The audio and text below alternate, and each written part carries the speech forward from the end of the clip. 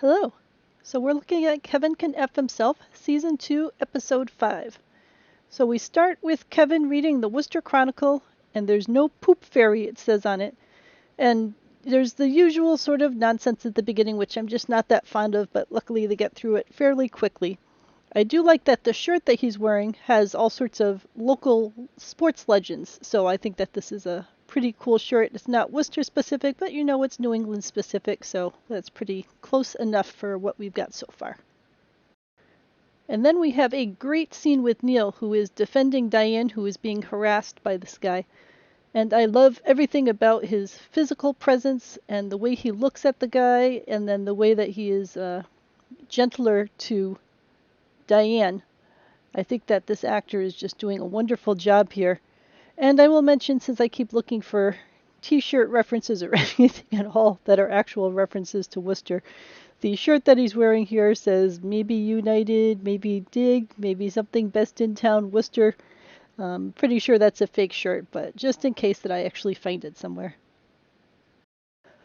I also want to mention the artwork in Patty's house. I really love both of those pieces there. And as much as I find other things to have fault with, I think whoever did the art arranging for the show really had a talent with it, because I've mentioned the art in a number of the scenes that I think was very well done.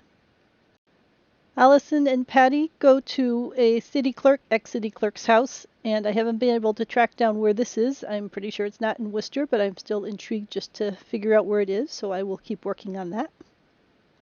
And then we get into the meat of this episode, which is them breaking into what is supposedly Worcester City Hall.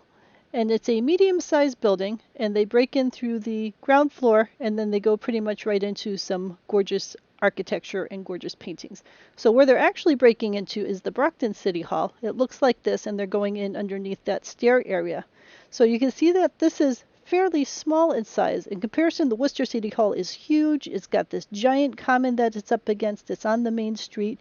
In the winter, they turn that into an ice skating rink. So it's really a impressive, lovely building with a clock tower on the top.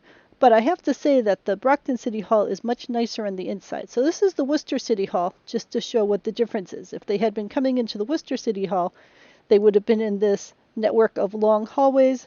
There used to be art exhibits down here. Right now they're not having any art exhibits, maybe just because of the pandemic having come through, and hopefully they'll get those started up again. Part of what I was doing while I was in here was documenting where the art exhibit used to be, so that we can talk with them about getting that set up again to start running, because that was a great way to showcase local artists. But as you can see, there's quite a lot more space in the bottom of the Worcester City Hall as compared to what Patty and Allison had just been walking through. And then when you get down to the end of this, you get to the main set of elevators that will take you up to the, we'll say, the ground floor, the first floor of the structure. So then we will take a look at what Patty and Allison are up to. This is at the Brockton City Hall, and you can see even has the name of the Brockton mayor right there on the wall, and it's beautiful with lots of art on the walls. This is what happens when you go to the Worcester City Hall. It is fairly utilitarian and not at all that same kind of feel. I mean, it's lovely. I like the Worcester City Hall a lot, but it's a very different feel than what the Brockton City Hall is offering there. And then when you come up from the elevator, then you come over, and this is what you would call the front door of the Worcester City Hall, is over here on the left.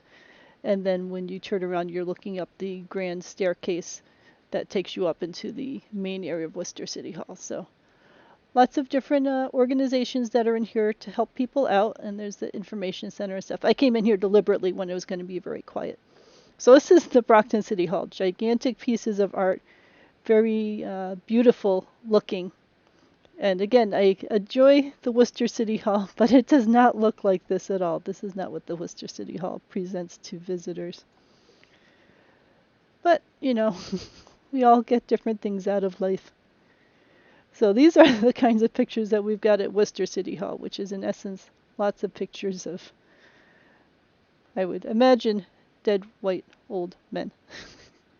I think that these are all dead people. I suppose it is hard to know. Some of these could be current people, but you know, a very different feeling from what the other one had to offer. And this is on the second floor. So when you come up those stairs, And then in the second, and those go up to another layer of offices and so on. And when I finish with showing these paintings, then I'll show you a couple of the newer art kinds of art that we have on display, which is very nice that they do that. I just wish that they had more newer art and less of the ancient art.